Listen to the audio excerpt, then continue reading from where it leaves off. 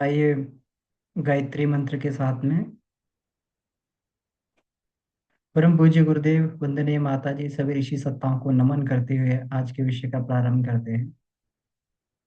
ओम भूर्भुवः स्वः तत्सवितुर्वरेण्यं भर्गो देवस्य धीमहि धियो यो नः प्रचोदयात्। जी सभी को प्रणाम। तो इसमें जो भी हमारे भाई बहन जुड़े हुए हैं, जो हमारे छात्र बच्चे जुड़े हुए हैं और जो स्कूलों से प्रधानाचार्य प्रिंसिपल्स महोदय सब लोग जुड़े हुए हैं, तो इन सबको मेरा प्रणाम और आभार। ताकि इस स्वाध्याय मनन चिंतन के लिए आप सभी लोगों ने अपना समय निकाला, क्योंकि ये ऐसा समय है कि जहाँ पर ऐसा युग है जहाँ पर नकारात्मक चीज़ों के लिए तो बहुत ही सहजता से लोगों का समय उपलब्ध हो जाता है। कोई नेगेटिव चीज़ हो तो बड़े ही ध्यान से व्यक्ति उसे सुनता भी है और कहता भी है और देखता भी है। न्यूज़ में सब सनसनीखेज और सारी चीज़ें ये चल रही होती हैं, तो व्यक्ति जो है घंटों में बैठ के न्यूज़ सुनता रहता है। लेकिन आधा घंटा कहीं आध्यात्मिक वार्ता सुननी हो, प्रवचन सुनना हो, स्वाध्याय सुनना हो, तो वो जो है व्यक्ति के लिए बड़ा ही कठिन मुश्किल समय उसके लिए हो जाता है, क्योंकि उसकी प्रवृत्ति इस तरीके की बन चुकी है। तो इसीलिए आप सभी को आभार है इस पे जुड़ने के लिए। तो इसमें हम लोग जो है आज जो ये विषय पर चर्चा करने जा रहे हैं, तो सफल जीवन की दिशा धारा। ये सफल जीवन की दिशा धारा, ये जो आज का विषय है, तो आज के विषय में ये हमारी 8वीं कक्षा है। इसमें पहले भी कक्षाएं हो चुकी हैं और हमारे अलग अलग शिक्षकों ने वो कक्षाएं ली हैं, और सब लोग अपने अपने स्तर पर उसमें लाभान्वित भी हुए हैं। तो इन कक्षाओं का उद्देश्य यही है कि आज जो युवा है, हमारे छात्र हैं, बच्चे हैं, किशोर हैं, युवतियां हैं, किशोरियां हैं, उनको सही मार्गदर्शन कहाँ से मिले। जो एक शक्ति का अंबार जो किशोर अवस्था में, यौवन अवस्था में फूट पड़ता है, उसको दिशा किस तरीके से दी जाए ताकि वो सारे के सारे अपने जो है उसको अपने उत्कर्ष में, उद्भव में लगाते हुए चले जाएं, उससे जीवन में आगे बढ़ते हुए चले जाएं। लेकिन आजकल होता उल्टा ही है। व्यक्ति के अंदर जो प्रतिभा है, जो उसकी शक्ति, वो सारी की सारी नकारात्मक कामों में लग रही है। और इसमें केवल और केवल एक ही इसका कारण रहता है कि सही समय पर सही मार्गदर्शन ना मिलना। हम लोग उस चोर की कहानी जानते ही हैं कि एक बार एक चोर था। तो उस चोर को मृत्यु दंड मिला, फांसी की सजा मिली। तो फांसी की सजा मिली तो उसको कहा गया कि तुम्हारी अंतिम इच्छा क्या है। तो उस चोर ने कहा कि मेरी अंतिम इच्छा मेरी माँ से मिलने की है। तो उसकी माँ को बुलाया गया। सहजता से लोग विश्वास कर सकते हैं कि माँ से मिलना है, माँ से इतना प्रेम रहा होगा। माँ को बुलाया गया। उसके दोनों हाथ बंधे हुए थे, और उसने बोला, माँ आप पास में आओ, मैं आपके कान में कुछ कहना चाहता हूँ। जैसी वो स्त्री पास में आई, उस अपराधी ने बड़ी जोर से अपनी माँ के कान को काट लिया और उसमें रक्त की धार बह निकली।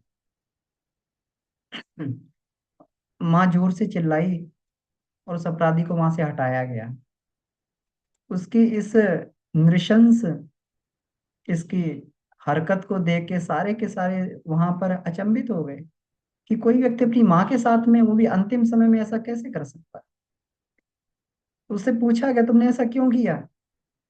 उसने बताया कि सही वक्त पर अगर मेरी माँ ने मुझे दिशा दे दी होती, क्योंकि मैं बचपन में छोटी छोटी चोरियां करता था। तो कभी किसी की पेंसिल ले आया, कभी किसी की रबड़ ले आया, कभी किसी की कॉपी चुरा लाया। तो माँ कभी भी मुझे मना नहीं करती थी, और ऊपर से अपनी प्रसन्नता ही व्यक्त करती थी, कभी मुझे मना नहीं करती, बेटा तूने ये गलत किया है। अगर माँ ने उस समय मुझे एक थप्पड़ मार दिया होता, पहले ही दिन जिस दिन मैं चोरी करके लाया था, एक थप्पड़ मारा होता, मुझे सही बात समझाई होती, तो आज मुझे ये प्राण दंड नहीं मिल रहा होता। तो हम सभी लोग जानते हैं कि गलत काम कहीं ना कहीं करने में अच्छे तो लगते हैं, लेकिन जब उसके भयंकर परिणाम जब दिखाई देते हैं, जब व्यक्ति जो है अवनति के पथ पर होता है, जब व्यक्ति अपने जीवन में, उसके जीवन में गिरावट आ रही होती है, उसके जीवन में परेशानियां आ रही होती हैं, उसके जीवन में संकट आ रहे होते हैं, वो जीवन के महत्वपूर्ण क्षणों को बर्बाद कर चुका होता है, जीवन की उन्नति के पथ पर चलने से भटक चुका होता है, तो उस समय जो है, ये मेरा निवेदन है कि कोई इसमें जो है ये ना करें, कोई भी इसमें इसको व्हाइट बोर्ड वगैरह को ना छेड़ें इसमें। ये कोई राहुल है इसमें। तो निवेदन है कि आप लोग, आशा की जाती है कि आप लोग जो है इसको ध्यान से सुनने का प्रयास करेंगे, और कृपया इसमें क्योंकि बीच में डिस्टरबेंस उत्पन्न होता है, फ्लो टूट जाता है।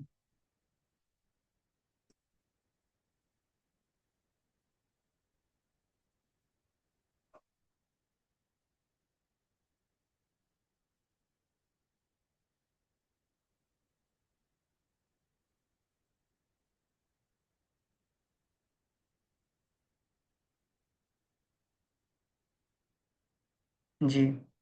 तो हम लोग इसी बात पे चर्चा कर रहे थे कि सही समय पर सही मार्गदर्शन मिलना बहुत आवश्यक है। सही मार्गदर्शन नहीं मिलता है तो उसके अभाव में व्यक्ति को जीवन में ये परेशानियों का सामना करना पड़ता है। और और सही समय पर सही मार्गदर्शन मिल जाए तो अंत में पश्चाताप के अलावा कुछ नहीं रहता।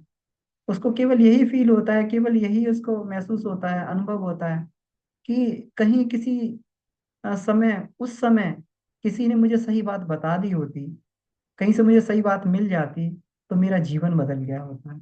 और जिनको सही समय पर सही मार्गदर्शन मिल गया, उनका जीवन बदल भी गया है और वो अपने जीवन में महान बन गए। भगत सिंह को बनने का कारण पता नहीं कितने लोग जानते हैं, कि कितने लोग भगत सिंह को बनने का कारण नहीं जानते कि भगत सिंह ऐसे क्यों बन गए, क्रांतिकारी क्यों बने, बलिदानी क्यों बने। उसके पीछे कारण था। उसके पीछे ये कारण था कि भगत सिंह जो है, करतार सिंह सराभा के भाषण को सुना उन्होंने। करतार सिंह सराभा भी पंजाब में एक बहुत बड़े क्रांतिकारी हुए हैं। जब करतार सिंह सराभा के भाषण को सुनने के लिए भगत सिंह गए, तो उन्होंने उन्होंने जब उनको भी फांसी हुई, करतार सिंह सराभा को भी फांसी दी गई। और भगत सिंह ने ये प्रण किया कि मैं भी करतार सिंह सराभा की तरीके से मैं क्रांतिकारी बनूंगा, और वो बन गए। सही समय पे एक सही मार्गदर्शन। गांधी ने अपने जीवन में सत्य और अहिंसा को कैसे अपनाया। एक एक दिन वो जो है सत्यवादी राजा हरिश्चंद्र का नाटक देखने के लिए चले गए, और उस नाटक का उनकी मनस्थिति पे इतना गहरा प्रभाव पड़ा कि उनका जीवन बदल गया। उन्होंने कहा कि मैं भी जो है जीवन में कभी सत्य को तो नहीं छोड़ूंगा। सत्य के लिए कोई इतनी पराकाष्ठा तक भी जा सकता है क्या? सत्य के लिए कोई अपना सब कुछ कुर्बान कर सकता है, अपना सब कुछ न्यौछावर कर सकता है सत्य के लिए? इतनी बड़ी चीज कर सकता है सत्य के लिए? मैं भी करूंगा। उन्होंने उस दिन से प्रण किया कि मैं जो है सत्य का पालन जीवन में करूंगा। तो ये सही समय पे सही मार्गदर्शन की बात है। तो मित्रों, हम लोग जिस बात पे चर्चा करने के लिए जा रहे हैं, वो बात आज के जीवन की सबसे सबसे महत्वपूर्ण, आज के समय की सबसे महत्वपूर्ण चर्चा है। और इसको हर स्कूल में, हर कॉलेज में, परिवार में बच्चों के साथ में करना चाहिए। हम लोग इस विषय को अनदेखा कर देते हैं, और माता पिता हों, चाहे चाहे हमारे छात्र हों आपस में, चाहे हमारे अध्यापक हों, ये विषय की चर्चा नहीं करते हैं। और इसी के कारण जो है आज यौवन शक्ति जो हमारी पतन की तरफ जा रही है। जो हमारा देश, हमारा सबसे अधिक युवा राष्ट्र है, जिसमें 60 से 70% जिसमें युवा हैं, तो वो हमारी वो यौवन की शक्ति कहाँ पर चली जा रही थी, इस पर हमें बड़े गहन तरीके से विचार करना होगा। तो आज का विषय जो है इसी से संबंधित है, ब्रह्मचर्य। ब्रह्मचर्य क्या है? तो आज का विषय ब्रह्मचर्य का है। ब्रह्मचर्य होता क्या है? हम सभी लोग सुनते हैं ब्रह्मचर्य के बारे में, ये ब्रह्मचारी हैं।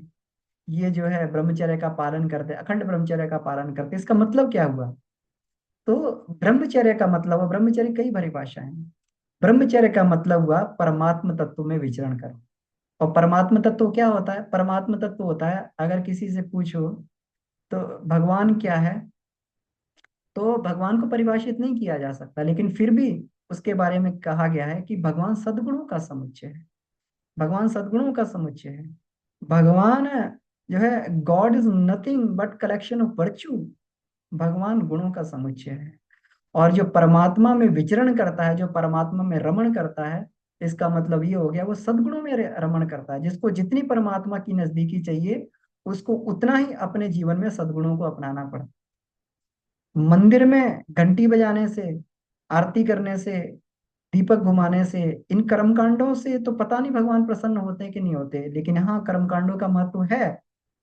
ये मनुष्य की भावना को एक दिशा में प्रवाहित करते हैं, इनका महत्व है, लेकिन केवल इन्हीं का महत्व नहीं है।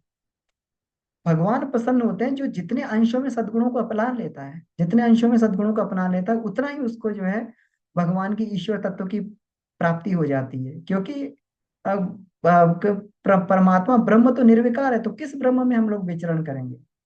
ब्रह्म का तो न तो कोई आकार है, ना हम देख सकते हैं, ना उसे सोच सकते हैं, ना उसके बारे में विचार कर सकते हैं। वो परमात्मा तो इस तरीके से कि हम उसको जो है किसी प्रकार से पकड़ में नहीं है, लेकिन उसका जो ईश्वर तत्व है, ब्रह्म का जो ईश्वर तत्व है, वो सद्गुणों से बना हुआ है। और वो जुड़ता है तो मनुष्य के सद्गुणों से जुड़ता है। जिस प्रकार जब दो मित्र मिलते हैं, तो मित्र तभी जो है मिल पाते हैं, उनमें समानताएं होंगी। हम लोग दोस्ती करते हैं तो दोस्ती करते हैं तो हम लोगों में कुछ ना कुछ जरूर समान होगा, कुछ ना कुछ जरूर कॉमन होगा, जो हमारी दोस्ती का आधार बनता है। तो परमात्मा में विचरण करने का मतलब है कि मन को संयमित रखना, सदाचार सदाचार के द्वारा उत्कृष्टता की ओर मन को ले जाना, मन और वचन कर्म से सदाचारी बनना। सदाचारी का मतलब अच्छा आचरण करना, अच्छा आचरण का मतलब सद्गुणों को धारण करना। ये ब्रह्मचर्य का मतलब है। और ये ही जीवन की सबसे उच्च भूमिका है। अगर कोई कहे कि मैं जीवन को सबसे अच्छे तरीके से जीना चाहता हूँ, जीवन की पराकाष्ठा पर इसका सदुपयोग करना चाहता हूँ, तो उसका सदुपयोग यही है कि उसको जो है संयम और सदाचार के मार्ग पर चलना पड़ेगा। बिना संयम और सदाचार के मार्ग पर चले बिना कोई व्यक्ति महान नहीं बना। चाहे वो एल्बर्ट आइंस्टीन हो, चाहे वो न्यूटन हो, चाहे वो गांधी हो, चाहे विवेकानंद हो, चाहे स्वामी दयानंद सरस्वती हो। एक बार जो है जर्मनी की सड़क पर एक व्यक्ति चला जा रहा था। जर्मनी की सड़क पर चला जा रहा था। उसने ओवरकोट पहना हुआ था। पानी बरस रहा था, हल्की हल्की बूंदें गिर रही थी। उस व्यक्ति ने अपने हैट को जो है अपने ओवरकोट में छुपाया हुआ था और तेजी से चला जा रहा। लोगों ने पूछा लोगों ने पूछा कि अरे, आप ये हैट को क्यों छुपाए हुए हैं अपने इसमें ओवरकोट में, आप इसको पहन लीजिए सिर पे। उसने कहा नहीं, मैं इसको सिर पे नहीं पहन सकता। अगर मैंने इसको पहन लिया तो बारिश की वजह से ये खराब हो जाएगा, और अगर ये बारिश की वजह से खराब हो गया तो फिर मुझे नया हैट खरीदना पड़ेगा। उसके लिए मुझे समय की भी आवश्यकता और पैसे की भी आवश्यकता पड़ेगी। और जिस अनुसंधान में मैं लगा हुआ हूँ, वहां मेरे पास ना तो फालतू समय, ना मेरे पास फालतू पैसा है। इतनी सादगी से, इतनी सादगी से, इतने समय की का तत्परता से प्रयोग करने के बाद में ही जो है लोग महानता के रास्ते पे चले। तो मित्रों, बच्चा, ये कौन था? ये दुनिया का महानतम वैज्ञानिक, ग्रेटेस्ट साइंटिस्ट, इसको एल्बर्ट आइंस्टीन कहा है। Albert Einstein. हम लोग देख सकते हैं जीवन में कोई भी महान बना तो ऐसे नहीं बन गया। उनको जीवन में कहीं ना कुछ अच्छाइयों को अपनाना पड़ा है। उनको जीवन में जो आगे बढ़ने के लिए अपने अंदर सद्गुणों को जगाना पड़ा, तभी बढ़ा है। तो यही है, इसी को कहते हैं जीवन को उच्च भूमिका में जीना। यही ब्रह्मचर्य है। ब्रह्मचर्य का दूसरा अर्थ होता है अपने इंद्रियों का संयम करना, जननेंद्रियों का संयम करना।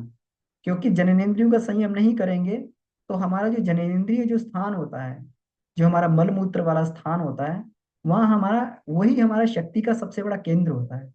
आप लोग साइंस के स्टूडेंट होंगे तो आपने पढ़ा होगा, मैग्नेट, जो मैग्नेट होता है उसके नॉर्थ और साउथ पोल होते हैं। तो जब नॉर्थ और साउथ पोल का हम लोग प्रैक्टिकल करते हैं, जो मैग्नेट कंपास होती है, उसको कंपास को जो है हम लोग नॉर्थ से लेकर धीरे धीरे उसको चलाना चालू करते हैं, उस पर टिक लगाते चले जाते हैं, तो नॉर्थ से साउथ की ओर जाती है वो। और धीरे धीरे धीरे धीरे तितली जैसी शेप बन जाती है, दोनों तरफ से तितली जैसी उसकी शेप बन जाती है। इसका मतलब क्या हुआ? इसका मतलब ऊर्जा जो है नॉर्थ टू साउथ चलती है। इसका मतलब हमारे शरीर की सारी पूंजी शक्ति जो होती है वो हमारे मल मूत्र वाले जो स्थान होते हैं वहां पर जमा हो जाती है। और यही इसीलिए अगर शक्ति का क्षरण होता है तो सबसे तेजी से और सबसे पहले यहीं से क्षरण होता है शक्ति का। इसलिए जो व्यक्ति जननेंद्रियों का संयम कर लेता है वो व्यक्ति अपनी शक्ति को बचा के ऊर्ध्वगामी बना लेता है, ऊपर की तरफ चलने वाला बना लेता है। सामान्य स्थिति में हमारी शक्ति अधोगामी रहती है। हम मल मूत्र का विसर्जन करते हैं, शरीर से वीर्य निकलता है, धातु निकलती है। ये सब जो है इनका निकृष्ट, इनका जो है निम्नगामी होते हैं, इनका सब निम्नगामी होता है, ये सारा का सारी गति होती है। तो इसलिए क्योंकि शक्ति जो है मूलतः वो नीचे की तरफ ही उसका जो है प्राकृतिक उसका ये रहता है। लेकिन इसको कठोरता पूर्वक, इसको जो है संयम पूर्वक इसको ऊपर की तरफ उठा के ले जाना पड़ता है। जैसे जैसे व्यक्ति इसको ऊपर की तरफ उठाता है वैसे वैसे जो है व्यक्ति ऊपर आगे की तरफ बढ़ता हुआ चला जाता है। तो ऊपर की तरफ उठाना मतलब अपने ज्ञान में अभिवृद्धि करना, अपनी शक्ति को पूरा का पूरा ज्ञान में झोंक देना। और यही ब्रह्मचर्य का उद्देश्य है कि अपनी शक्ति को चैनलाइज कर दिया जाए। शक्ति को रोका नहीं जा सकता। आप बांध में जो है पानी अगर ये कर दिया गया तो बहुत अधिक देर तक बांध में पानी को नहीं रोक सकते, वो झील बन जाएगी। और झील बन जाएगी, आपको वहां से पानी निकालना पड़ेगा, नहीं तो बांध टूटने की नौबत आ जाती है। कभी कभी बहुत बारिश होती है तो उत्तराखंड में कहते हैं टेहरी का बांध टूट जाएगा। अगर टेहरी का बांध टूट गया तो दिल्ली तक बाढ़ आ जाएगी, यहाँ बोलते हैं, ऐसा बोलते हैं। क्यों? क्योंकि अत्यधिक पानी बांध में नहीं रोका जा सकता। तो शक्ति को रोका नहीं जा सकता, उसको चैनलाइज करना पड़ता है। अब उसको चैनलाइज कैसे करेंगे? कोई शक्ति को हम अपनी कला में, अपनी शक्ति को अपनी अपने निपुणता में, अपनी शिक्षा में उसको प्रवाहित कर दें, उसका उसको दिशाधारा मोड़ दें, अपने चिंतन मनन को गहराई दे दें। तो यही ब्रह्मचर्य का उद्देश्य होता है कि शक्ति को, अपनी शक्ति को, जो मौलिक शक्ति है हमारी, जो मानवीय शक्ति है, जो अदम्य शक्ति है, उस शक्ति का प्रवाह मोड़कर और उसे ज्ञान की दिशा में प्रवाहित कर दिया जाए। उसे अपने अपने जो जहां पर हमें उसका चैनलाइज हो जाए, जहां पर जो है उसका सदुपयोग हो पाए, उसमें कर दिया जाए। अब आपने देखा होगा कि दिवाली पे आप लोग फुलझड़ी लेके आते हैं। फुलझड़ी क्या होती है? जलती है और जल के जो है वो पूरा खत्म हो जाती है। लेकिन अगर उसी बारूद को किसी में भर दिया जाए, विस्फोटक हो जाता है, वो विस्फोट करता है। इसी प्रकार से जो अगर शक्ति को जो है थोड़ा थोड़ा करके फुलझड़ी की तरीके से उसको जलाया जाए तो थोड़ा सा चिंगारियां पैदा करके खत्म हो जाती है। और अगर उसको संयमित कर दिया जाए, बांध दिया जाए चारों तरफ से, तो विस्फोट कर देती है। यही जो है महापुरुष लोग विस्फोट करते हैं, उनकी अदम्य वो जो कार्य करते हैं फिर चमत्कारिक लगने लगते हैं। तो इसमें आगे हम लोग ये देखते हैं कि ब्रह्मचर्य ब्रह्मचर्य ये से होता क्या है। अब ब्रह्मचर्य की बात तो कर रही, ब्रह्मचर्य होता है, लेकिन ब्रह्मचर्य से क्या होता है? ब्रह्मचर्य से मित्रों हमारी बुद्धि प्रखर हो जाती है। इतनी प्रखर हो जाती है कि बुद्धि में कुशाग्रता बढ़ जाती है, इंद्रियों की उछल कूद बंद हो जाती है। जो जो बच्चे संयमी होते हैं, जो व्यक्ति संयमी होता है, जो ब्रह्मचारी होते हैं, जो अपने इंद्रिय संयम रखते हैं, जो अपनी जननेंद्रियों पे संयम रखते हैं, जो लोग जो है वीर्य का नाश नहीं करते हैं। आगे हम लोग देखेंगे कि वीर्य जो कितना महत्वपूर्ण, ये जो है केवल ये नहीं है, केवल कुछ फास्फोरस और उसका जो कोई कॉम्बिनेशन नहीं है जिसको जो इस तरीके से बर्बाद किया जा सके। ये एक बहुत महत्वपूर्ण धातु है जो चल के शरीर में ओज और तेज का रूप धारण कर लेती है। इससे इंद्रियों की उछल कूद रुकती है। जो बच्चे, जो छात्र, जो व्यक्ति जितने संयमी होते हैं वो इतना ही अपनी इंद्रियों पे नियंत्रण कर पाते हैं। हम लोगों ने देखा होगा कि हनुमान जी है, हनुमान जी को क्या बोलते हैं? बुद्धिमताम वरिष्ठम। बुद्धिमताम वरिष्ठम मतलब बुद्धि में वरिष्ठ हैं। और जो अदम्य है, जो शक्ति के स्रोत भी हैं, शक्ति के लिए लोग शक्ति की उपासना करते हैं तो हनुमान जी की उपासना करते हैं, हनुमान जी की पूजा करते हैं। हनुमान जी ब्रह्मचारी हैं और बुद्धिमताम वरिष्ठम भी हैं। उनकी बुद्धि भी इतनी कुशाग्र है कि जहां पर कहीं किसी की बुद्धि काम नहीं करती, सूक्ष्म बुद्धि से काम कर देते थे। वो सूक्ष्म बुद्धि से काम करके जो है बुद्धिमता से तो काम कर लेते हैं। इससे इंद्रियों की उछल कूद बंद होती है, स्मरण शक्ति इससे बढ़ जाती है, स्मरण शक्ति बढ़ती रहती है, मनन चिंतन की शक्ति बढ़ती है। हम लोग देखते हैं कि कक्षा में पढ़ने वाले सारे स्टूडेंट्स एक तरीके के होते हैं, लेकिन कुछ लोग विषय की गहराई में पहुंच जाते हैं।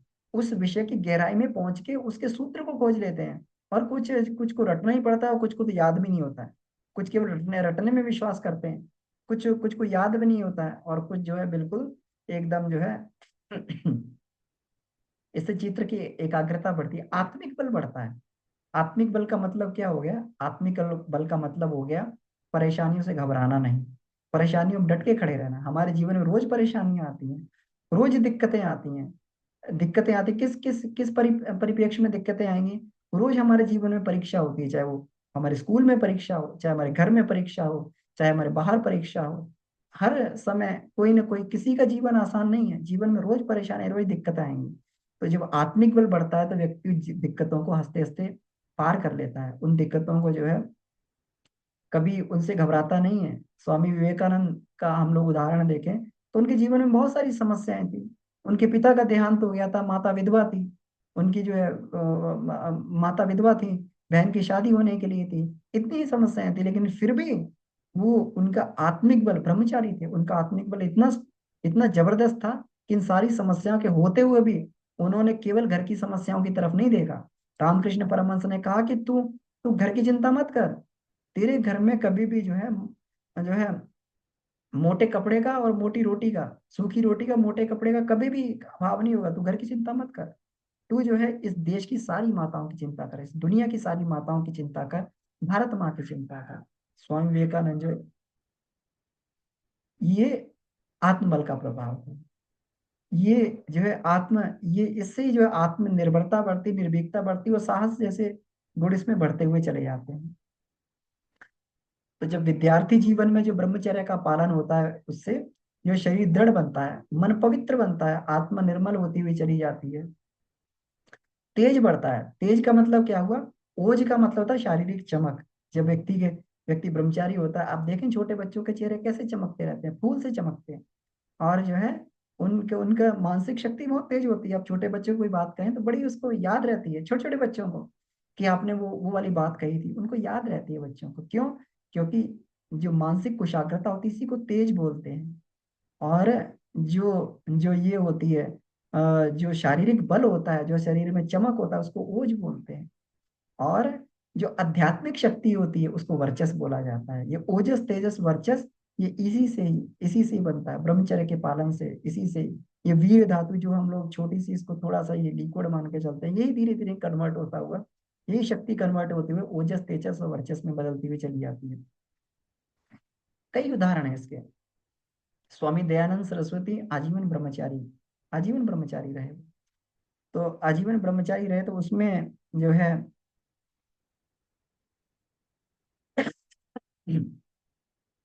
तो उनके बीकानेर के जो राजा थे, बीकानेर के नरेश थे, उनसे बहुत अच्छी मित्रता थी।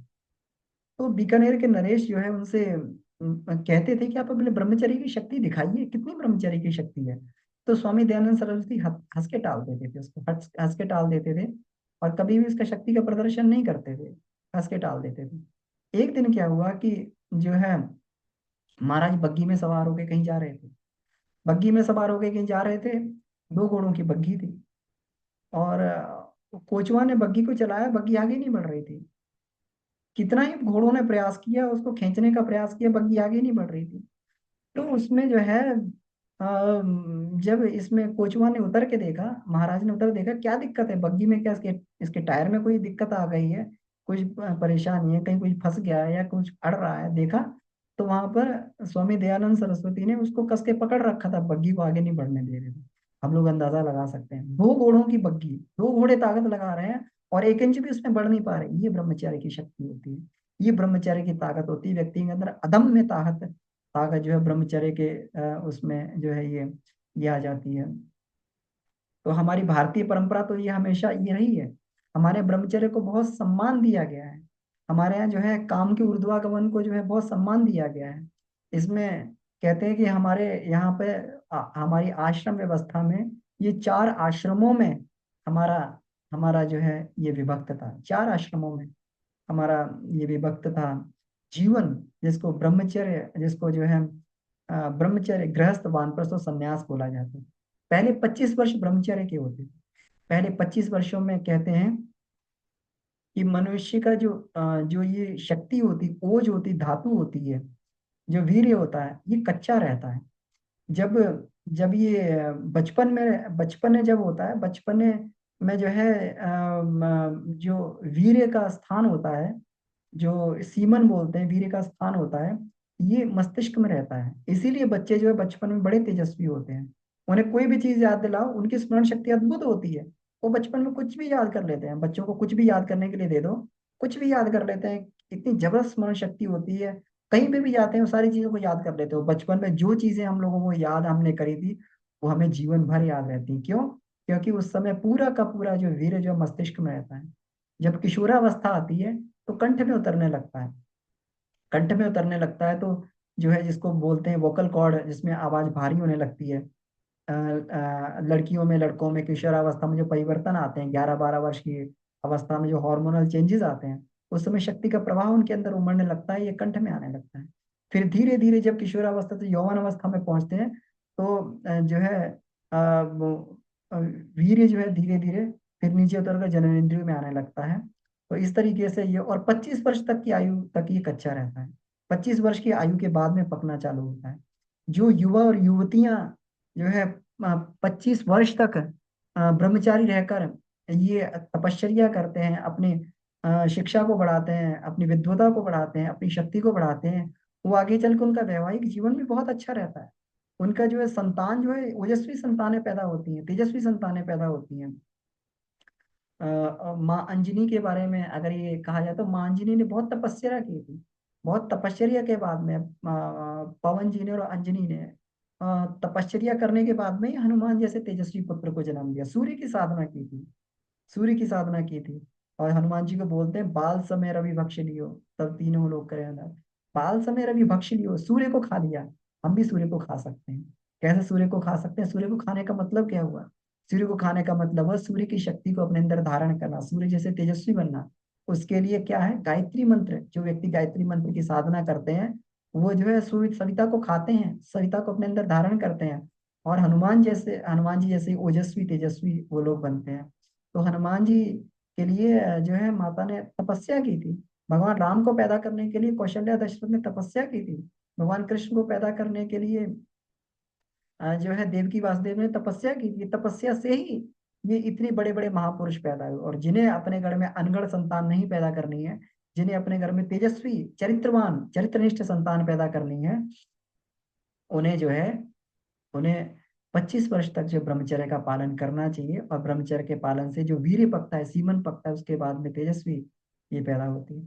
हमारे विदेशों में भी विद्वानों जो, ऐसा नहीं है, लोग कहते हैं कि विदेशों में जो ब्रह्मचर्य की लोग रक्षा नहीं, ब्रह्मचर्य के बारे में उनका मत भिन्न है। वो लोग ब्रह्मचर्य को बहुत अधिक महत्वपूर्ण नहीं मानते हैं। लेकिन बहुत सारे विदेशी विदेशी विद्वान हमारे ऐसे हुए हैं जिन्होंने ब्रह्मचर्य को एकमत से स्वीकार किया है। डॉक्टर बेनेडिक्ट लूस्टा है। डॉक्टर बेनेडिक्ट लूस्टा ने जो है, उन्होंने इस पर नेचुरोपैथी पे काम किया था। नेचुरोपैथी मेडिसिन सबसे पहले जो जो प्राकृतिक चिकित्सा का जो था, नेचुरोपैथी मेडिसिन का उन्होंने ही जो है विदेश में ये दिया, इसकी धारणा दी। तो डॉक्टर बेनेडिक्ट लूस्टा ने कहा कि जो जितने अंश में ब्रह्मचर्य का पालन कर पाता है, वो उतने ही अंश में जो है ब्रह्मचर्य की रक्षा कर लेता है। डॉक्टर बेनेडिक्ट लूस्टा ने इस बात को कहा। प्रोफेसर रॉबिन्सन ने भी कहा कि ब्रह्मचारी जो होता है, उसकी बुद्धि कुशाग्र रहती है।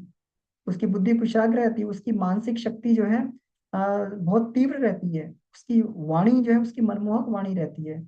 उसका स्वभाव जो है हमेशा उत्साह रहता है उसके स्वभाव में, उसको आलस कभी व्याप्त नहीं होता। तो विद्वेषी विद्वानों के जो है इसी तरीके से बहुत सारे मत हैं। तो ये तो बात हुई ब्रह्मचर्य क्या है, ब्रह्मचर्य का क्या महत्व है, और ब्रह्मचर्य के बारे में लोगों के क्या मत है। हमारे यहाँ शुरू से ही हमारे शुरू से ही जो ब्रह्मचर्य का बहुत सम्मान किया गया है।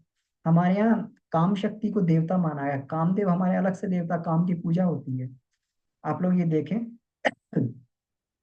इंग्लिश में काम को सेक्स बोल दिया जाता है, लेकिन ये सही उसका शब्द नहीं है। काम शक्ति का आध्यात्मिक शक्ति है। और काम शक्ति का रूपांतरण किया जाता है। काम काम किससे बना है? कामना से बना है। कामना से बना है, जिसके कारण हमारे अंदर कामनाएं पैदा होती हैं। अगर किसी की व्यक्ति के अंदर कामनाएं पैदा नहीं होंगी, तो उसका जीवन नीरस हो जाएगा, निरर्थक हो जाएगा। कवियों के अंदर कामना पैदा होती है तो कविताओं की रचना कर देते हैं। चित्रकार के अंदर कामना पैदा होती है तो चित्र की रचना कर देते हैं।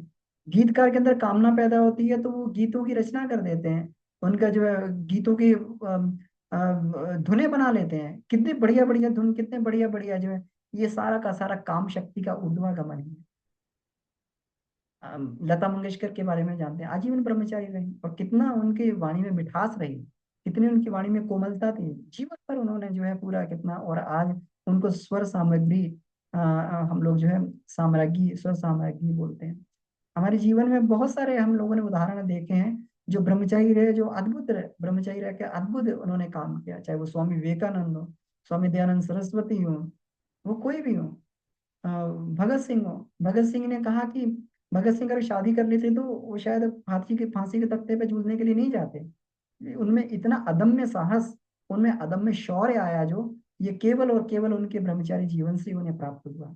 और उन्होंने कहा कि जो है, मैं इस संसार में शादी नहीं करूंगा, मैं जो है फांसी के तख्ते पे चढ़ के मैं फांसी के फंदे से शादी करूंगा, और मैं आजादी को ब्याह के लाऊंगा। ये उनका शौर्य था। किससे? ये उनकी ब्रह्मचर्य की शक्ति से ही आया। सुभाष चंद्र बोस जो जब गरजे, तो अंग्रेज उनके सामने थर थर कांपने लगे। अंग्रेज जो है उनके सामने थर थर कांपने लगे। उन्होंने आजाद हिंद फौज की स्थापना की और कहा, तुम मुझे खून दो, मैं तुम्हें आजादी दूंगा। इतना जो है, और उन्होंने नाक में दम कर दिया। उन्होंने जो नाक में दम कर दिया, तो जो है अंग्रेजों को जो है अलग अलग जगहों से सहायता लेनी पड़ी, भारतीय फौज की उन्हें सहायता लेनी पड़ी। तो उसको जो है, ये तो ये सब उसी के कारण ये संभव बन पाया। स्वामी विवेकानंद के बारे में एक उदाहरण ये आता है कि उनकी स्मरण शक्ति इतनी जबरदस्त थी कि एक बार वो वहां पर गए, विदेश में थे वो, तो अपने मित्र को भेजा करते थे वो लाइब्रेरी में। और वहां पर जो है किसी लेखक के बड़े ही मोटे मोटे वॉल्यूम्स थे, वहां पर मोटे मोटे वॉल्यूम्स के रूप में उनके जो है लेख ग्रंथों की माला प्रकाशित की गई थी। तो वो पूरा का पूरा वॉल्यूम जो है, पूरा का पूरा वॉल्यूम जो है एक ले आते थे, और उसको स्वामी विवेकानंद अगले दिन वापस करवा देते थे लाइब्रेरी में। तो लाइब्रेरियन ये कहता था कि ये क्या आप किताबें देखने के लिए नहीं होती हैं? उसने स्वामी विवेकानंद के जो मित्र थे उनसे कही कि आप ये किताब ले जाते हो और रात भर रखते हो और सुबह वापस ले आते हो, ये किताबें जो है देखने के लिए नहीं होती हैं, ऐसे रखने के लिए नहीं होती है, इनको पढ़ना पड़ता है, और पढ़ने के लिए लंबा समय लगता है। आप मजाक ना बनाएं किताबों का। तो स्वामी विवेकानंद का ठीक है, मैं चलता हूँ वहां पर। जब उनके मित्र ने उनको यह बात बताई, तो स्वामी विवेकानंद का ठीक है, मैं चलता हूँ। तो जब वो वहां पर गए, जब वो वहां पर गए, तो उन्होंने लाइब्रेरियन से कहा कि जो भी मैंने किताबें पढ़ ली हैं, आप किसी भी पेज पे हाथ रख के मुझसे कुछ भी पूछ सकते हैं। और उनने परीक्षण किया तो सही पाया, परीक्षण किया तो सही पाया। उन्होंने सही पाया कि स्वामी विवेकानंद से जो भी पूछा, और उन्होंने सही सही बता दिया। ये भी बता दिया कि इस पेज पे ये वाली प्रिंटिंग मिस्टेक भी है, ये भी बता दिया। इतना अद्भुत शक्ति उनके स्वामी विवेकानंद के पास में। उन्होंने कहा, ये कोई चमत्कार नहीं है, ये मेरे ब्रह्मचारी जीवन का परिणाम है, ये मेरे ब्रह्मचारी जीवन का परिणाम है, कोई चमत्कार नहीं है, एक विज्ञान है ये, एक शक्ति का विज्ञान है, एक एक जो है शक्ति का ऊर्ध्वागमन का विज्ञान है, एक ये मस्तिष्क की क्षमता है, जिसको हम कभी पहचान नहीं पाते। लोग कहते हैं कि कोई भी व्यक्ति जो अपने जीवन में 3 से 4% मस्तिष्क को प्रयोग नहीं कर पाता, इससे अधिक मस्तिष्क प्रयोग नहीं करता। जो वैज्ञानिक स्तर के लोग होते हैं, वो 7 या 8% को करते हैं। लेकिन भारतीय योगी अपने मस्तिष्क की क्षमता को इतना बढ़ा लेते थे, वो पूरी पूरी क्षमताओं का इस्तेमाल कर लेते थे, यहीं से बैठे बैठे ब्रह्मांड को कंट्रोल कर लेते थे पूरा का पूरा। तो स्वामी विवेकानंद ने इसका इसका एक विज्ञान बताया। उन्होंने कहा, जब बचपन में होता है, तो वो अक्षर को जोड़ जोड़ के पढ़ता है। क से कबूतर, है ना, क पे जो है क के साथ ब पे जो है ऊ की मात्रा पे तर, कबूतर, ऐसे पढ़ता है। लेकिन बड़ा हो जाता है, तो वो पूरे थोड़ा बड़ा होता है, तो एक अक्षर को देख के पूरा अक्षर पढ़ लेता है। और बड़ा होता है तो एक लाइन पे पूरी दृष्टि डालता है, पूरी लाइन पढ़ लेता है, उसको अक्षर नहीं पढ़ने की जरूरत पड़ती, एक लाइन पे दृष्टि डाल देता, पूरा जो है अक्षर जो है उसकी पूरी पूरी लाइन उसके दिमाग में छप जाती है। केवल जो अक्षर पढ़ने में जितना समय लग रहा है, उतना लाइन पढ़ने में समय लगता है। तो फिर उन्होंने कहा कि एक एक समय में मस्तिष्क की क्षमता इतनी बढ़ जाती है कि पूरे के पूरे पेज को अगर देख लिया जाए, तो पूरा पूरा पेज स्मरण हो जाता है। और मैं यही करता हूँ, मैं केवल पेजों को पलटता हुआ चला जाता हूँ, और ये सारे के सारे पेज मेरे मस्तिष्क में छप जाते हैं। ये होता है ब्रह्मचर्य का, यह कि विद्यार्थियों को क्यों जरूरी होता है ब्रह्मचर्य का पालन करना। विद्यार्थियों को क्यों आवश्यक होता है? इसीलिए आवश्यक होता है कि वो अपने जीवन में विद्यार्जन कर सके, विद्याधन कर सके। जिन लोगों ने विद्यादान किया वो जीवन में जो है जीवन में उनका जो है प्रतिभाएं, विलक्षण प्रतिभाएं रही हैं। विलक्षण प्रतिभाएं, डॉक्टर एपीजे अब्दुल कलाम, उनसे पूछा गया अपने जीवन में शादी क्यों नहीं करी, उन्होंने कभी कभी मुझे शादी में सोचने की फुर्सत ही नहीं मिली, शादी के बारे में सोचने की फुर्सत ही नहीं मिली, मैं काम में इतना व्यस्त था। और मिसाइल मैन जो दुनिया में जो है अपने भारत में जो स्पेस लॉन्च व्हीकल जिसको जो ये लॉन्च किया गया, नहीं तो ये विदेश से मंगाने पड़ते थे स्पेस लॉन्च व्हीकल। और ये पूरा का पूरा मिसाइल जिसको मिसाइल मैन बोलते हैं, अग्नि का परीक्षण और ये सारा अग्नि की उड़ान करके उनकी पुस्तक भी है। तो ये पूरा का पूरा जो है अपने दिन रात की मेहनत से उन्होंने विकसित किया। और जब वो कहते हैं कि जब इंदिरा गांधी से मिलने गए तो पैर में जो है वही चप्पल पहन के, हवाई चप्पल पहन के इंदिरा गांधी से मिलने गए थे, इतने सादगी प्रिय व्यक्ति थे। तो हम लोग समझ सकते हैं कि मतलब कि हमें अपने जीवन को किस दिशा में आगे बढ़ाना है, हम क्या चाहते हैं। मित्रों, आज आइए चर्चा इसलिए आज आपसे इसलिए की जा रही है कि हम लोग इस शक्ति का महत्व नहीं समझते हैं। हम फुलझड़ी की तरीके से शक्ति को व्यर्थ कर देते हैं, गंवाते रहते हैं, और हमारा जीवन छूछ बन जाता है। जो लोग ब्रह्मचर्य को नष्ट करते हैं उनका स्वभाव चिड़चिड़ा हो जाता है, उनका मन हमेशा चंचल रहता है, उनका दिमाग किसी बात पे एकाग्र नहीं होता है, उनकी स्मरण शक्ति बहुत घट जाती है, उनका चेहरा पीला पड़ जाता है, उनकी आंखों में गड्ढे पड़ जाते हैं, उनके मुंह पर झाइयां पड़ जाती हैं, उनका चेहरा बिल्कुल एकदम ऐसा लगता है कि बिल्कुल एकदम बूढ़े हो गए। ये परिणति, ये होती है ब्रह्मचर्य को नष्ट करने की परिणति। तो हम लोग समझ सकते हैं हमें क्या करना है। आप जीवन में सुंदर बनना चाहते हैं तो ब्रह्मचर्य की रक्षा करें, वीर्य की रक्षा करें। आप देखेंगे आपके चेहरे पे कोई काला कलूटा इंसान भी होगा तो उसके चेहरे पे चमक आएगी। स्वामी विवेकानंद कोई बहुत ज्यादा गोरे नहीं थे, लेकिन उनके उनके चेहरे पे ओज की इतनी आभा चमकती थी कि लोग उनके जो है उनके चेहरे से नजर नहीं हटा पाते थे, इतना इतनी मनमोहक छवि उनकी लगा करती थी।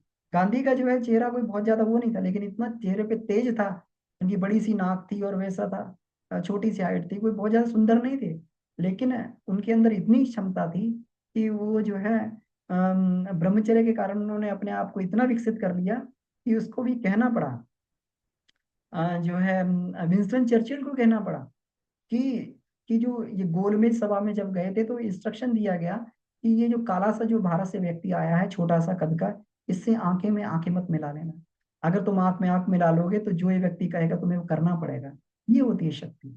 जो जो लोग महापुरुषों के सानिध्य में संरक्षण में जाते हैं तो वो लोग जो बोलते हैं वो करवा लेते हैं। ये ओज की वाणी में ओज आ जाता है, वाणी में मनमोहकता आ जाती है, जो व्यक्ति कहता है उसको करना पड़ता है। ये अदम्य शक्ति यहीं से आती है। ये कोई सामान्य चीज नहीं है जिसको हम लोग जो है फुलझड़ी की तरीके से नष्ट कर दें। आज जो गर्लफ्रेंड और बॉयफ्रेंड का मित्रों एक कल्चर बना, हम लोग शान समझते हैं। हमारी गर्लफ्रेंड, किसी गर्लफ्रेंड नहीं है, बॉयफ्रेंड नहीं है तो उसको उसको जो है बड़ा उसको निकृष्ट समझा जाता है, इसकी तो कोई गर्लफ्रेंड ही नहीं, इसकी तो कोई बॉयफ्रेंड ही नहीं। लेकिन हम लोग समझते नहीं इससे कितना जो है ये नुकसान पहुंचता है। इससे जो है जब ये जो हमारा जो विपरीत लिंग होता है, विपरीत लिंग के प्रति अगर हमारे भाव पवित्र नहीं रहते हैं तो हमारा ब्रह्मचर्य नष्ट होना चालू हो जाता है। जरूरी नहीं है कि हम जो है स्थूल रूप से ही अपने काम का शरण करें, हम अपने जो है वीर का शरण करें। मानसिक रूप से भी जब हम चिंतन करते हैं तो धातुएं पिघल के शरीर से बाहर आने लगती हैं, और जो है ये सारा का सारा ओज नष्ट होता है। ये हमें ये नहीं सोचना चाहिए कि हम केवल सोच भर रहे हैं तो इससे हम बच जाएंगे। सोचने से शरीर में गर्मी बढ़ती है और उससे जो है हमारी शक्तियां नष्ट होने लगती हैं, और व्यक्ति सोच के चिंतन करके छूछ बनने लगता है। तो हमेशा जब जो है इसको ऊर्ध्वगामी दिशा में लगाना चाहिए, अपने चिंतन को ऊर्ध्वगामी दिशा में लगाना चाहिए। इसको जो है ये कहते हैं कि ये गुरुदेव ने इसमें लिखा है आध्यात्मिक काम विज्ञान। ये सब बच्चों को पुस्तक पढ़नी चाहिए। एक पुस्तक और है उन्नति का मूल मंत्र ब्रह्मचर्य, इसको हम ग्रुप में पोस्ट कर देंगे, आप सब बच्चे इसको जरूर पढ़ें। ये गुरुदेव की लिखी हुई पुस्तक है, उन्नति का मूल मंत्र ब्रह्मचर्य। तो इस पुस्तक को आप लोग जरूर पढ़ें। इस पुस्तक को आप लोग पढ़ेंगे तो आपको पता लगेगा कि इसका कितना महत्व है और कितनी महत्वपूर्ण शक्ति है, ये कितनी महत्वपूर्ण शक्ति है। ये कहा गया है कि जो 40 कहते हैं हम लोग 40 किलो भोजन करते हैं। जब 40 किलो भोजन कितने दिनों में करते हैं, कहते हैं मनुष्य 40 किलो भोजन जब खाता है तो 40 किलो भोजन को वो 1 महीने में खा पाता है। 40 शेर, 40 शेर, 40 शेर भोजन से जो 2 तोला वीर्य बनता है, 2 तोला वीर्य बनता है।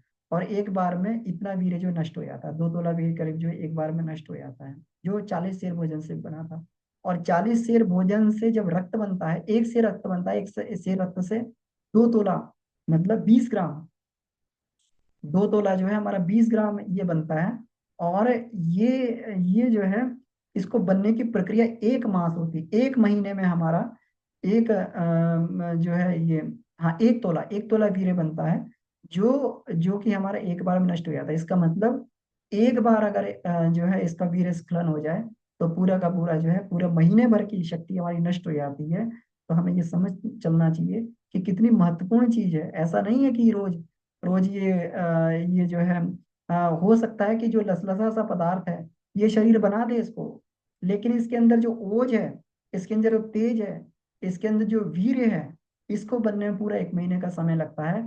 तो जो लोग रोज प्रतिदिन, और जो लोग जो है बहुत अधिकाधिक वीर्य को नष्ट करते हैं, वो धीरे धीरे जो है नकारा होने लगते हैं। उनकी जो है मानसिक शक्ति उनकी गिरने लगती है, और वो जीवन में बहुत बड़ा काम नहीं कर पाते, डरपोक होते हैं, दब्बू हो जाते हैं। उनको हमेशा भय लगता रहता है। अगर हमें निर्भीक बनना है, साहसी बनना है, तो इसको बचाना पड़ेगा। और इसको इसको हमें ही करना पड़ेगा। अगर हम ये कहें कि इसको बलात् रोक लें, तब भी नहीं रोक सकते।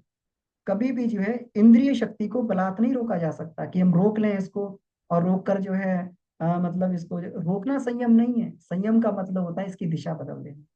हम लोग इसको अपनी पढ़ाई में लगाएं, हम लोग जो इसको अपनी शारीरिक की शक्ति की वृद्धि में लगाएं, तो वीर्य का ऊर्ध्वगमन हो जाएगा, ये उधर चलने लगेगा।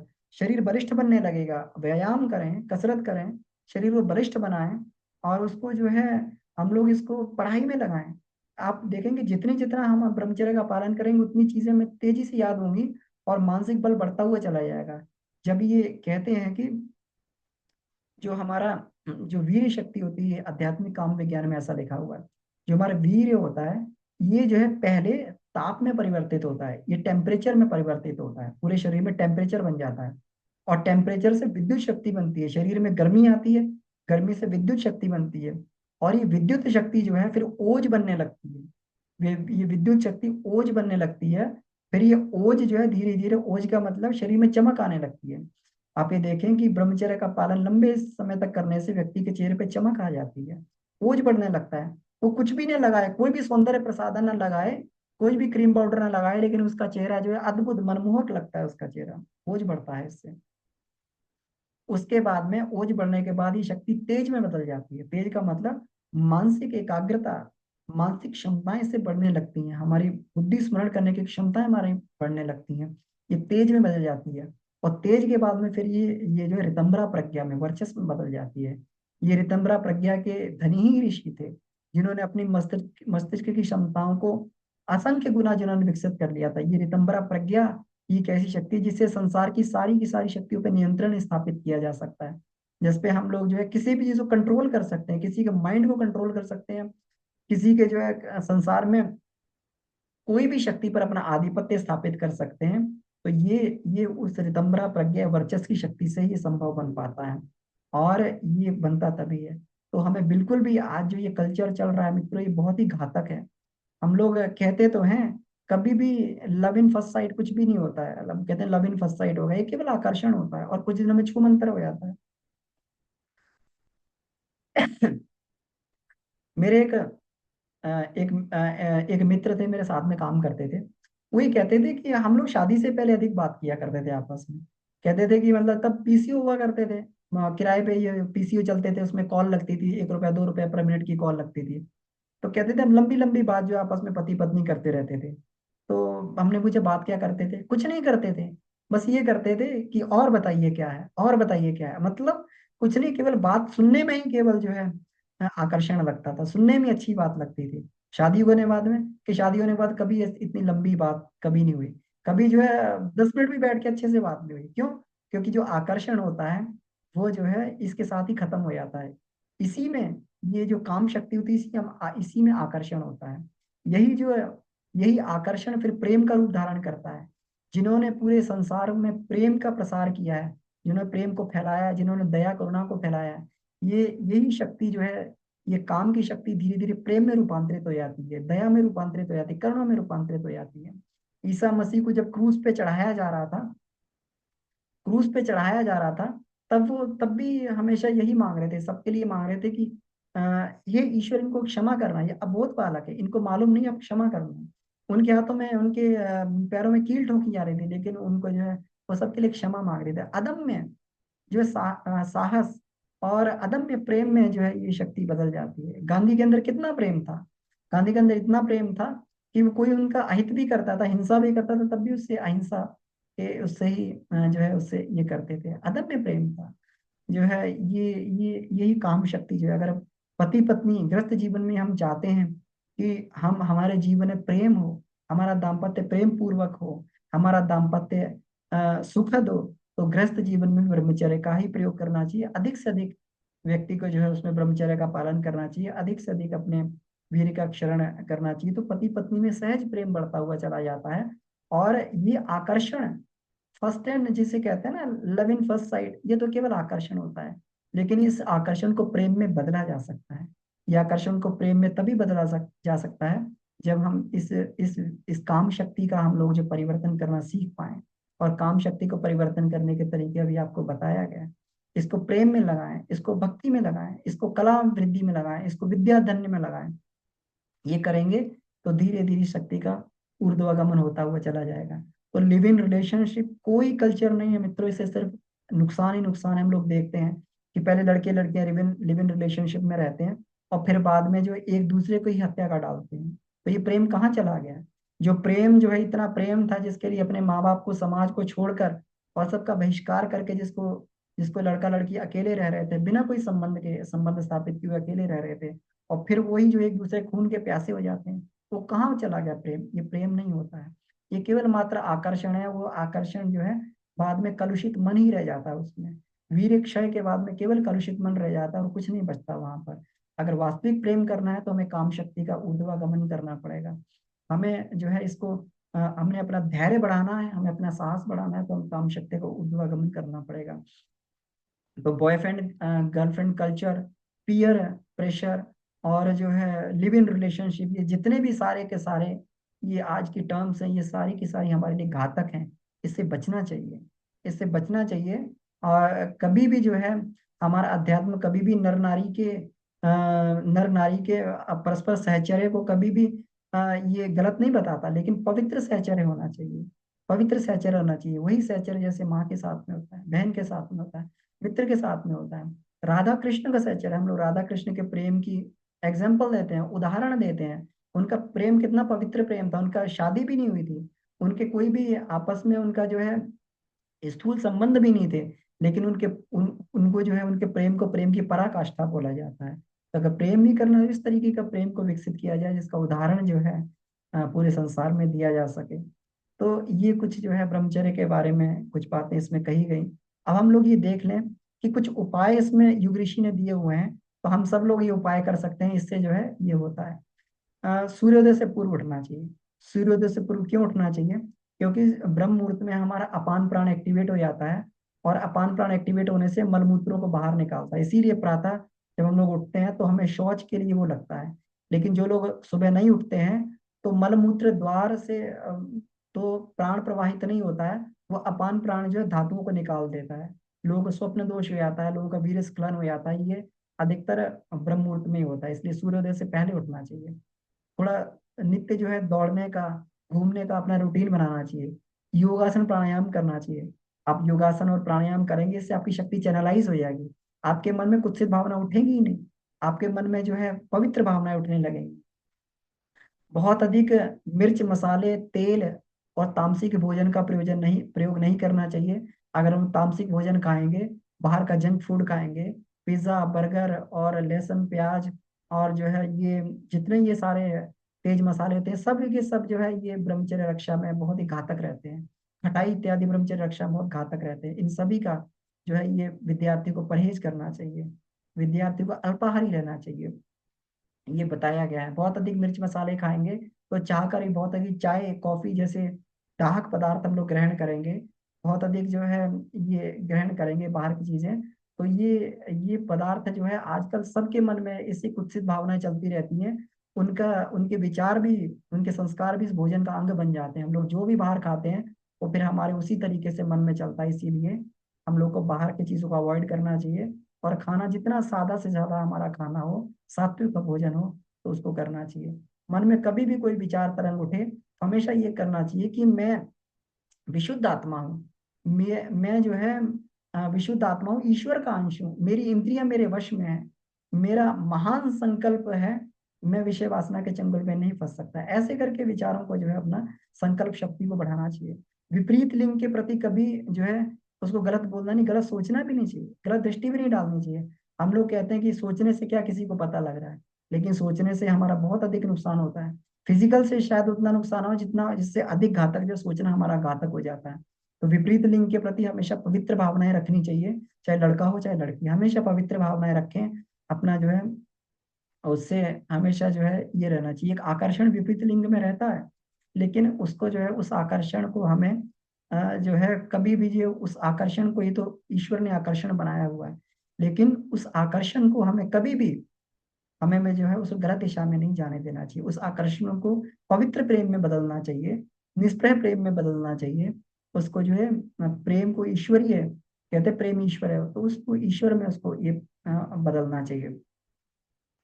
और जो हमारे आजकल टीवी ये सीरियल चलते हैं, उनमें उनमें जो अलग तरीके से जो है ये गायन वायन वादन इत्यादि ये चलते रहते हैं, तो इसमें हमें इसमें इसके प्रति सावधान रहना चाहिए, क्योंकि आज केवल और केवल हमें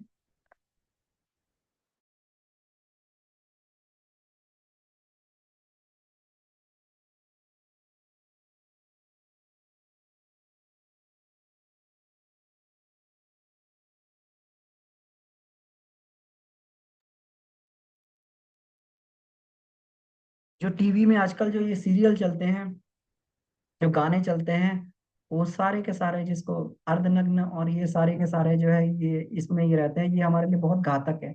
आजकल टीवी में केवल और केवल अश्लीलता ही परोसी जा रही है। यूट्यूब पे टीवी में सब पॉर्न ही पॉर्न दिखाया जाता है, तो इसका हमें जो है ये ध्यान रखना चाहिए। और मन को हमेशा जो है मन को हमेशा गुरुदेव ने कहा स्वाध्याय और सत्संग में कुविचारों से, मन को कुविचारों और दुर्भावनाओं से बचाए रखने के लिए उसे स्वाध्याय और सत्संग में लगाए रहना चाहिए। अगर टीवी आपको देखना ही है तो ऐसी चीज देखें जिससे हमारे मस्तिष्क को नई दिशा मिले, जिससे जो हमारे जो है ब्रह्मचर्य रक्षा में सहायक बन पाए, जो हमारी शक्ति को ऊर्ध्वाधर में शक्ति को चैनलाइज करने में सहायक बन पाए। बहुत सारे ऐसे महात्माओं के प्रवचन भी आते हैं, बहुत सारे विद्वानों के जो है उसमें ये आते हैं, ये सब पढ़ना चाहिए अश्लील साहित्य वगैरह से। इससे हमें सभी को बचना चाहिए। एक छोटा सा मस्तिष्क का जो एक छोटा सा नन्हा विचार जो है, नकारात्मक विचार इतना प्रबल होता है कि उसके सामने 100 तर्क भी जो है उसके सामने फेल हो जाते हैं। इसलिए हमेशा स्वाध्याय करते रहना चाहिए, सत्संग करते रहना चाहिए। हजारों विचार हजारों तर्क हमेशा अपने दिमाग में रखने चाहिए। जब भी कोई ऐसा विचार आए, उसके सामने हजारों विचार जो है उसके सामने खड़े कर देने चाहिए। एक सैनिक को मारने के लिए हजारों सैनिकों की फौज उसके सामने खड़ी कर दें, ताकि कोई भी नकारात्मक विचार हमारा कुछ बिगाड़ ना पाए। इस तरीके से जो है ये आज का विषय था, और ये विषय बहुत ही बड़ा है। अगर आपको डिटेल में पढ़ना है तो दो पुस्तकें, उन्नति का मूल मंत्र ब्रह्मचर्य और आध्यात्मिक काम विज्ञान, इन दो पुस्तकों को आप डिटेल में पढ़ सकते हैं।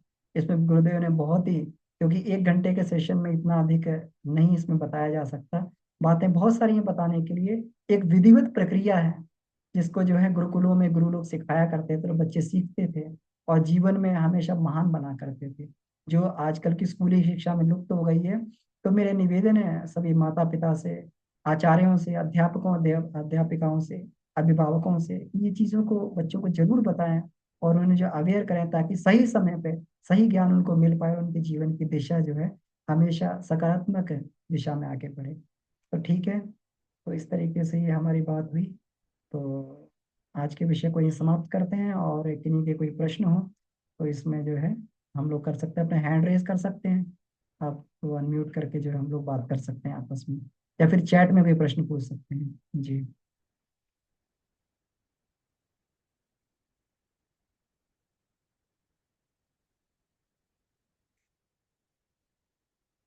कोई भी वैसे प्रश्न हो प्रणाम इसमें। भैया, जी बहुत भाई। सुंदर आज का क्लास रहा भैया। और जी बहुत धन्यवाद। कुछ आपने बताया, जो 1 घंटा में जो मैंने इतना सुन हम लोगों को मिला ज्ञान। राजेश भैया हैं क्लास में, तो उनको बोलेंगे कि कुछ बताएं इसके बारे में। प्रिंसिपल हैं वो, और वो भी जुड़े हुए हैं, पूरी क्लास सुना है उन्होंने। तो बिल्कुल, मेरा निवेदन है प्रधानाचार्य महोदय से, जी जी। तो जी जरूर अपनी बात इसमें रखें।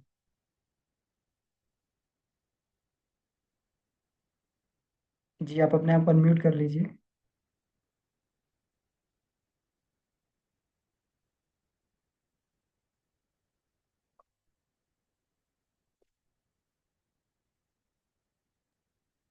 राजेश भाई साहब सुन रहे हैं? अनम्यूट करके बताएं।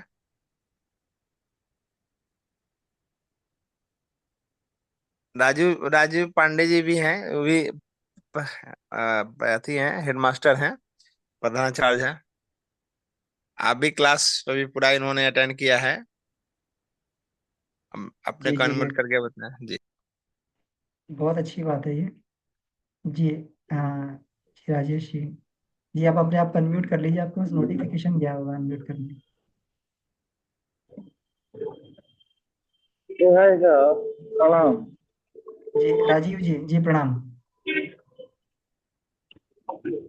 प्रणाम भाई जी। अभी तो हम गाड़ी पर हैं। आपका करे का बहुत बढ़िया से, बहुत ही अच्छा रहा क्लास। और इस पर हम बात कर लेंगे, जो रास्ते में है फिर कहीं बात कर लेंगे। जी बिल्कुल, धन्यवाद। जी राजेश जी, आप अपने आप को अनम्यूट कर पा रहे हैं? आपके पास नोटिफिकेशन गया होगा, अपने आप को अनम्यूट कर लीजिए।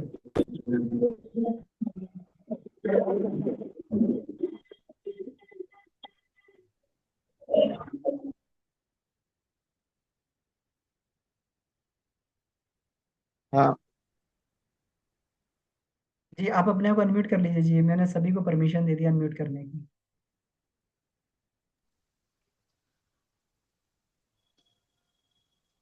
हाँ, नमस्कार भाई जी, सबको नमस्कार।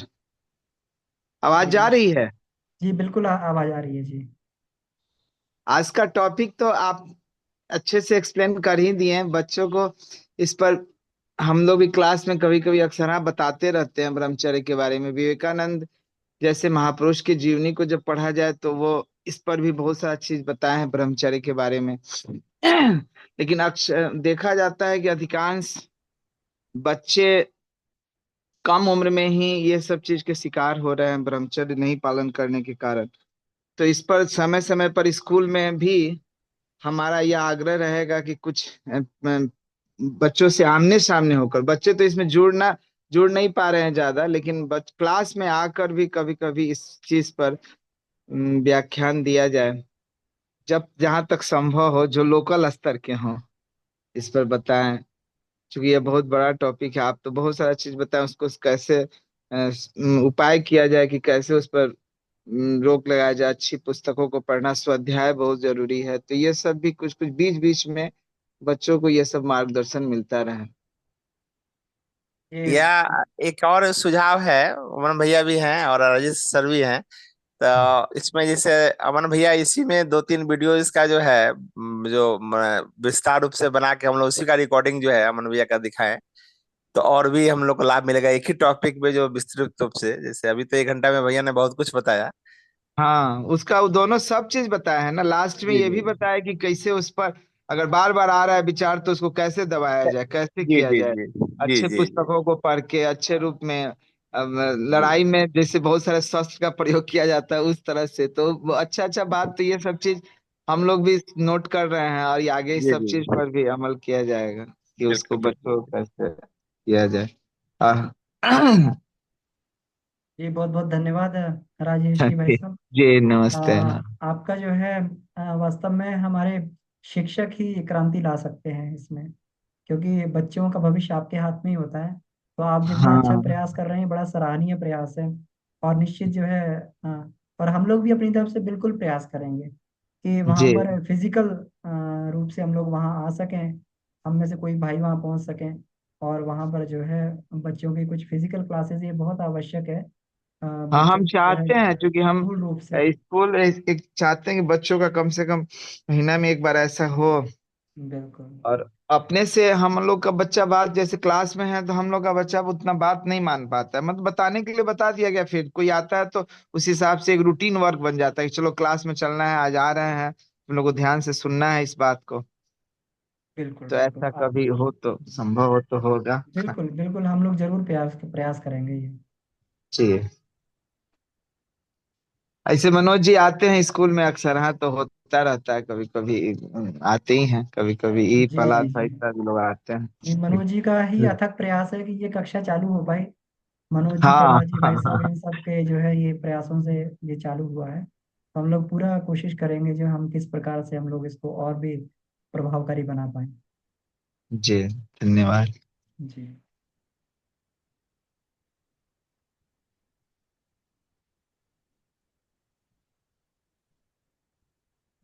तो इसमें कि नहीं, कोई बच्चे अगर जुड़े हुए हैं, अगर उनका कोई प्रश्न हो बच्चों का, तो उसमें चर्चा कर सकते हैं। नमस्कार सर। सर मेरा जी एक प्रश्न नमस्कार। है।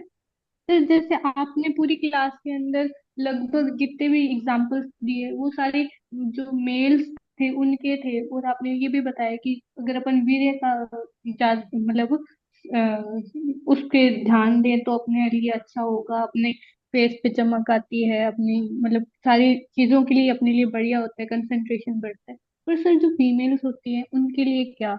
जैसे ना उनके कोई ज्यादा हमें एग्जाम्पल्स मिलते हैं, ना ले ये फिर पता चल इधर मतलब के- कहीं इतनी ज्यादा नॉलेज है ही नहीं। जैसे हम अगर कहीं पे भी इसके बारे में सर्च करते हैं तो भी मतलब लगभग जितना भी आता है वो मेल्स के लिए आता है कि मेल्स के लिए ब्रह्मचर्य इम्पोर्टेंट है, इससे ये होता है। अगर वो अपने वीर्य को ज्यादा ना करें तो उनसे उनके लिए ये फायदे होंगे। बट गर्ल्स का या फिर जो फीमेल्स होती हैं उनके लिए कुछ है ही नहीं, इतनी ज्यादा हमें नॉलेज ही नहीं मिलती। सर मेरा ये प्रश्न है। बिल्कुल। उसमें ये है, देखिए नियम तो दोनों के लिए बराबर ही है ना। चाहे वो स्त्री हो चाहे पुरुष हो, दोनों के लिए बराबर नियम ही है। जो भी चर्चा की गई तो दोनों को कॉमन मान के ये चर्चा की गई। अब उसमें ये है कि जो फीमेल होती हैं, स्त्रियों के अंदर थोड़ी सी सहज प्रवृत्ति होती है। ये सहज प्रवृत्ति होती है, उनको बहुत अधिक जो है करना तो उनको भी पड़ता है, संयम करना पड़ता है, लेकिन थोड़े से ही प्रयास से जो है उनके संयम सध जाते हैं। और जैसे हम लोग कहें तो बहुत सारे हमारे एग्जाम्पल हैं, बहुत सारी विदुषी महिलाएं हमारे यहाँ पे हुई हैं। जिसको हम लोग कहें, जितनी भी हमारी वेदों में ऋषिकाएं हुई हैं, है ना, ये ब्रह्मवादिनी रही हैं, जो ब्रह्मचारिणी रही हैं, ब्रह्मवादिनी रही हैं।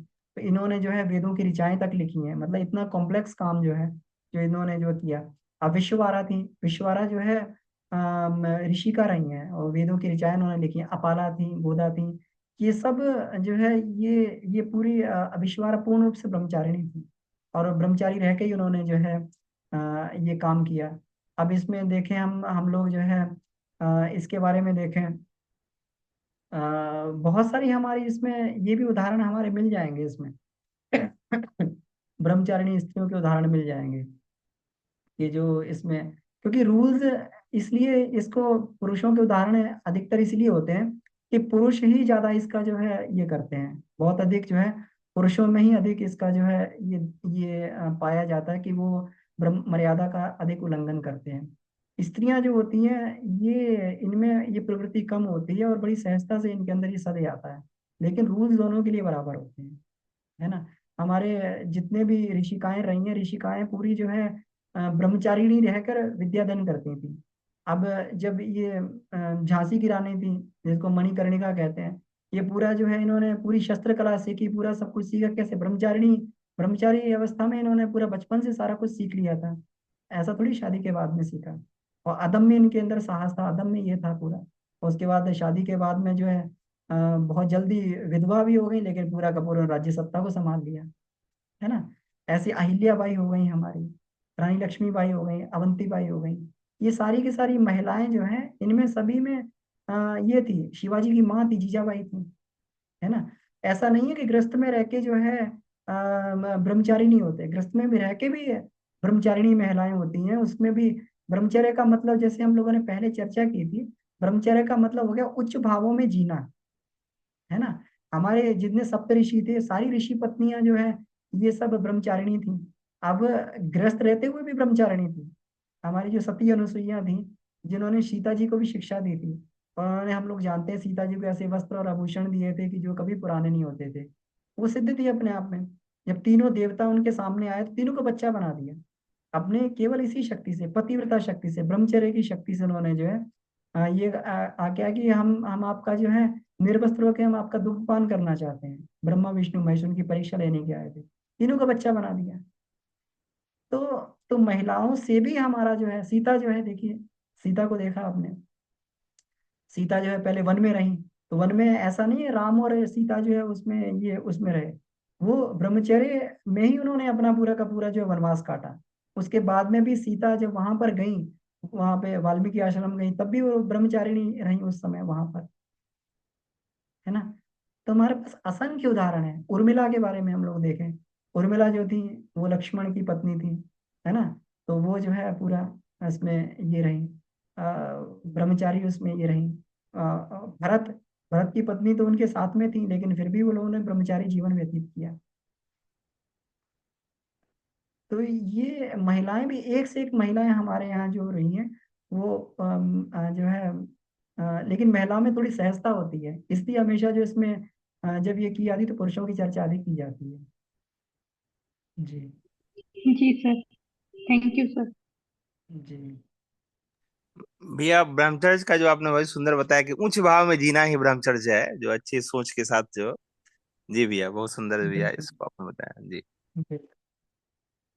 उच्च ग्रस्त में भी रह के ब्रह्मचर्य का पालन किया जा सकता है। हमेशा जो व्यक्ति उच्च भाव में रहेगा, जो व्यक्ति संयम से रहेगा और उसमें आदर्शों पे चलेगा, वो व्यक्ति ब्रह्मचारी है।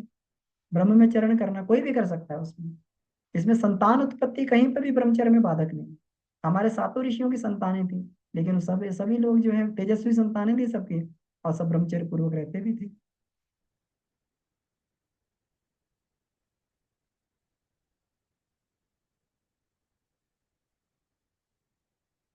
जी। तो इस समस्या तो दोनों की है इसमें, और इस दोनों के लिए कॉमन ही समाधान है, चाहे वो जो है युवक हो चाहे युवतियां हों। तो सभी के लिए एक ही प्रिंसिपल, एक ही रूल इसमें लागू होते हैं। जी। और किन्हीं का कोई प्रश्न हो तो उस पर चर्चा कर सकते हैं। नहीं तो फिर जो है इसमें भोजन का बहुत महत्व होता है। जो अपने स्वाद पे जो व्यक्ति लगाम लगा लेता है वो ब्रह्मचर्य भी साध लेता है। जो अपने स्वादेंद्रिय पे नियंत्रण कर लेता है वो अपने जनेंद्रियों पे भी नियंत्रण कर सकता है। जो अपने स्वादेंद्रिय पे नियंत्रण नहीं करता वो अपनी जनेंद्रियों पे नियंत्रण नहीं कर सकता। इसलिए ब्रह्मचर्य में प्रवेश का पालन का सबसे पहला सूत्र सिद्धांत है जो है स्वादों को कम करना। जो हमने चर्चा की थी, सात्विक से सात्विक भोजन को ही ग्रहण करें। लहसुन, प्याज, चाय, कॉफी, मिर्च, मसाले, ये सब जो है ब्रह्मचारी के लिए पूरा ये विष के समान है। जी। ठीक है, तो समय हो गया है। तो आइए इसी के साथ में जो है हम लोग अपने पूरे छात्रों के लिए, सबके लिए ये कामना करते हैं कि सभी लोग अपने जीवन में गौरवपूर्ण जीवन जिएं और अच्छा जीवन जिए, अपने जीवन में महान रास्ते पर चले, महान बने, और अपने अपने परिवार का, देश का, कुल का नाम सबका जो है रोशन करें। इसी भावना के साथ में आज की कक्षा को समाप्त करते हैं।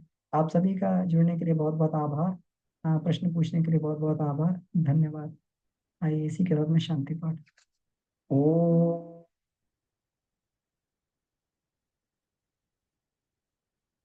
शांति, शांति, शांति। समाप्त। सभी को प्रणाम, धन्यवाद। सभी को प्रणाम भैया, धन्यवाद।